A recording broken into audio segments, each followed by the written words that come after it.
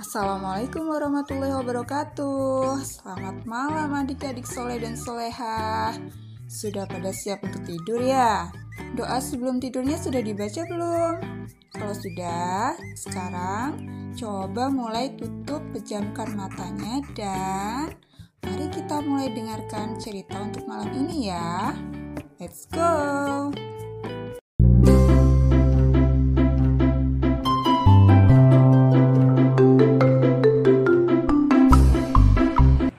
Cerita dongeng malam ini berjudul Timun Mas.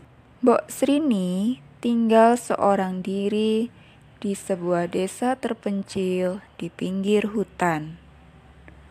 Suaminya sudah lama meninggal dan mereka belum dikaruniai anak. Sehari-hari Mbok Srini bekerja di ladang. Ia menanam segala macam sayur-sayuran. Dari hasil berladang itulah ia gunakan untuk memenuhi kebutuhan hidupnya. Oh, andai saja aku mempunyai seorang anak, kata Mbok Srini di suatu pagi. Rupanya keinginannya itu didengar oleh sesosok makhluk yang mengawasinya dari balik rerimbunan pohon. Perlahan, dia mendekati Mbok Srini yang sedang beristirahat. Dari balik rimbun pepohonan, muncul sesosok makhluk tinggi besar bertubuh hijau yang mengerikan. Raksasa itu berjalan mendekati Mbok Srini. Suara langkah kakinya berdebam. Betapa takut dan terkejutnya Mbok Srini. Hahaha. Aku akan membantumu mempunyai anak, seru makhluk itu. Raksasa, bagaimana aku akan mempunyai seorang anak? Suamiku saja sudah lama meninggal, kata Mbok Srini gemetar. Aku akan membantumu, asal engkau mau berjanji satu hal padaku. Hahaha. Ucap raksasa mendekati Mbok Srini. Baiklah, aku akan memenuhi permintaanmu. Asalkan engkau bisa memberikanku seorang anak perempuan. Maka, apa yang kau minta dariku? Tanya Mbok Srini.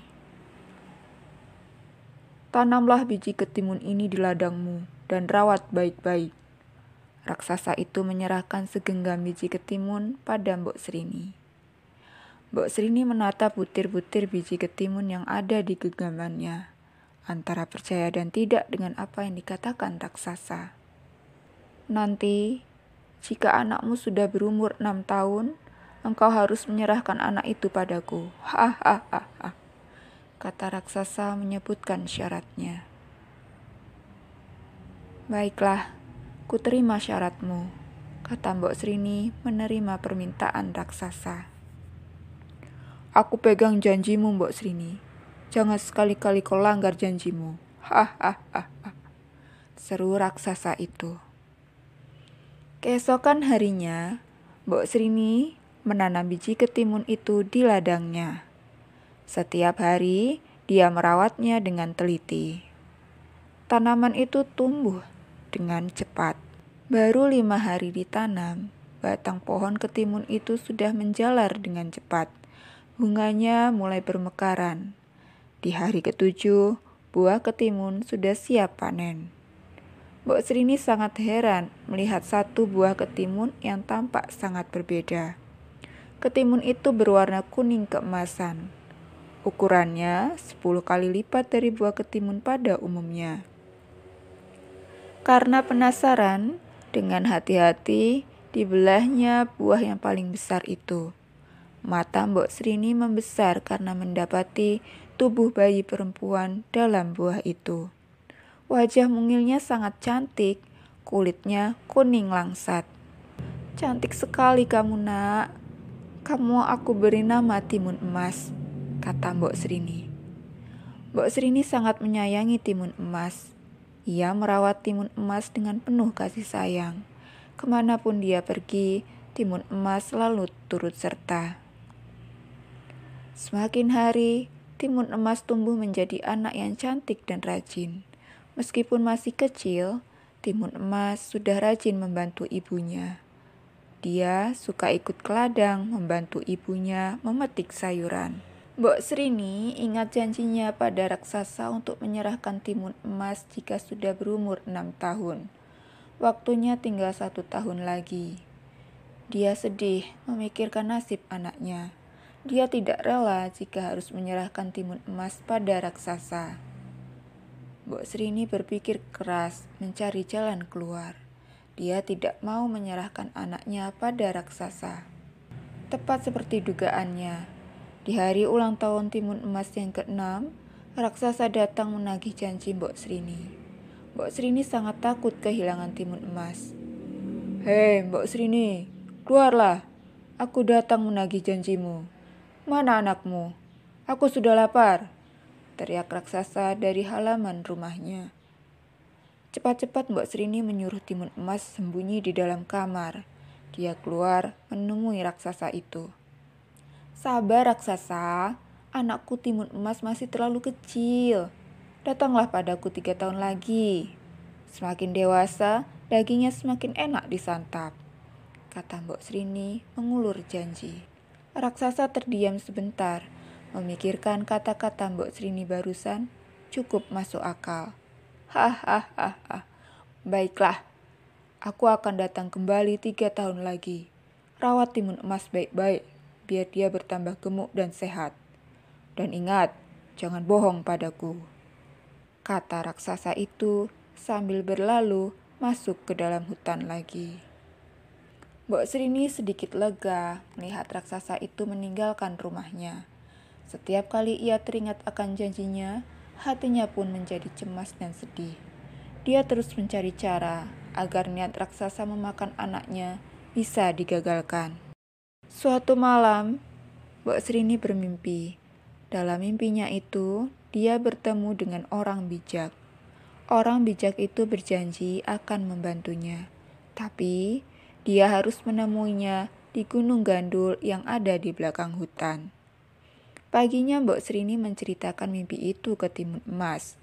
Sebelum pergi, dia berpesan agar Timun Emas tetap di dalam rumah sampai ibunya pulang. Butuh waktu seharian penuh untuk tiba di puncak Gunung Gandul. Hari sudah malam saat Mbok Srini sampai di gubuk orang bijak dalam mimpinya itu. Mbok Srini segera menemui orang bijak itu. Dia mengutarakan semua hal yang dilihatnya di dalam mimpi. "Semoga bungkusan ini bermanfaat. Berdoalah pada Tuhan agar anakmu dilindungi," pesan orang bijak itu kepada Mbok Srini. "Terima kasih atas kebaikan kakek," kata Mbok Srini menerima 4 bungkusan kecil. Dengan perasaan bahagia, Mbok Srini bergegas pulang ke rumahnya. 3 tahun telah terlewati. Pagi itu terdengar suara langkah berdebam mendekati rumah Mbok Srini. Ternyata raksasa datang untuk menagih janji. Mbok Srini menyuruh Timun Emas keluar lewat pintu belakang. "Nak, segeralah lari dari sini. Larilah sejauh mungkin. Bawa bungkusan ini. Lemparkan satu persatu kalau raksasa mulai mendekatimu," pesan Mbok Srini. "Apa ini, Bu?" tanya Timun Emas. 4 bungkusan ini berisi biji ketimun, setusuk jarum, garam, dan terasi. "Ingat baik-baik pesan ibu tadi, Nak." Timun Emas mengangguk dan segera pergi. Mbok Srini mengawasi tubuh Timun Emas hingga pergi dari pandangannya. Bergegas dia menemui raksasa di muka rumahnya. "Mbok Srini, aku datang menagih janjimu. Mana Timun Emas?" gelegar suara raksasa. Mbok Srini segera menemui raksasa di halaman rumahnya. "Timun Emas tidak ada di rumah. Dia sedang pergi," jawab Mbok Srini. Suaranya sedikit bergetar karena takut ketahuan. "Jangan bohong. Aku mencium bau tubuh Timun Emas," bentak sang raksasa. Mata sang raksasa menatap sekeliling. Tubuhnya yang tinggi besar membuatnya gampang melihat pemandangan di sekitarnya. Dilihatnya Timun Emas berlari menuju hutan. "Hah, kau mencoba menipuku? Jangan coba-coba ingkar janji padaku," raksasa bertubuh hijau itu marah. Mbok Srini ketakutan menatap tubuh makhluk besar di hadapannya. Bergegas raksasa itu menyusul timun emas yang sudah jauh meninggalkan rumah. Dalam sekejap langkahnya yang lebar bisa menyusul timun emas. Timun emas menoleh cemas. Dia semakin mempercepat larinya. Diambilnya bungkusan pertama yang diberikan ibunya. Isinya adalah biji-biji ketimun. Segera dilemparkannya biji-bijian itu ke arah raksasa. Ajaib, dalam sekejap tanah yang dipijak raksasa berubah menjadi ladang ketimun. Ranum buah ketimun bergelantungan di batangnya. Raksasa tergiur. Dengan rakus dia memakan buah-buah ketimun itu sampai habis. Setelah buah-buah ketimun itu habis dimakan, tiba-tiba sulur-sulur batangnya menjerat tubuh raksasa dengan kuat. "Ah, apa yang kamu lakukan?" seru raksasa sambil berusaha membebaskan diri dari belitan tanaman menjalar itu. Tanpa menyiakan kesempatan, timun emas segera melanjutkan larinya. Tapi dalam waktu sekejap, raksasa berhasil membebaskan diri dari belitan pohon ketimun. Dia kembali mengejar timun emas yang sudah semakin jauh. Jarak raksasa dengan timun emas tinggal beberapa meter lagi. Timun emas segera mengambil bungkusan kedua dari balik selendangnya. Keajaiban kembali terjadi. Kali ini, jarum yang dilemparkan berubah menjadi hutan bambu yang sangat lebat. Raksasa terperangkap ke dalam hutan bambu. Melihat raksasa yang kebingungan terperangkap, timun emas kembali berlari menjauh. Lagi-lagi raksasa bisa melewati rintangan itu dengan mudah. Dengan geram dia kembali mengejar timun emas. "Menyerahlah timun emas, aku sudah lapar, tak sabar lagi menyantapmu." Hahaha, teriak raksasa dari belakang tubuh timun emas. "Aku tidak akan menyerah, kejar saja aku kalau kamu bisa," teriak timun emas sambil terus berlari. Timun emas mengambil bungkusan ketiganya. Kali ini, segenggam garam dia lemparkan ke arah raksasa. Tanah tempat raksasa itu berubah menjadi lautan yang sangat dalam.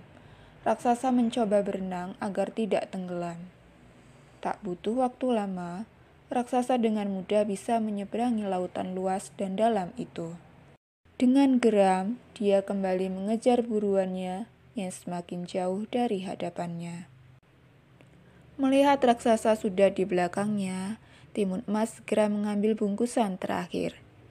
Segumpal terasi dilemparkannya ke arah raksasa. Bongkahan terasi itu berubah menjadi lautan lumpur yang mendidih. "Ah, panas! Timun emas, tolong aku!" jerit raksasa itu menggapai-gapaikan tangannya. Raksasa itu tenggelam di lautan lumpur yang mendidih. Setelah raksasa itu mati, lautan berlumpur itu kembali menjadi hutan seperti awalnya. "Terima kasih Tuhan, Engkau telah menyelamatkanku," syukur timun emas. Timun emas segera berlari pulang ke rumahnya. Mbok Srini menangis bahagia melihat timun emas kembali dengan selamat. Dipeluknya timun emas dengan sayang. Mbok Srini bertekad pada dirinya sendiri tidak akan lagi gampang berjanji jika dia tidak sanggup melakukannya. Dia tidak ingin kehilangan timun emas karena keteledorannya. Sejak saat itu, timun emas dan Mbok Srini hidup tanpa ketakutan dikejar raksasa lagi karena tidak menepati janji. Terima kasih sudah mendengarkan cerita malam ini. Dan untuk ayah, bunda, dan kakak-kakak yang sudah mampir di channel ini, mohon dukungannya ya dengan cara subscribe, like, dan share, serta aktifkan lonceng notifikasinya agar jika ada video terbaru dari channel ini tidak ketinggalan. Terima kasih. Wassalamualaikum warahmatullahi wabarakatuh.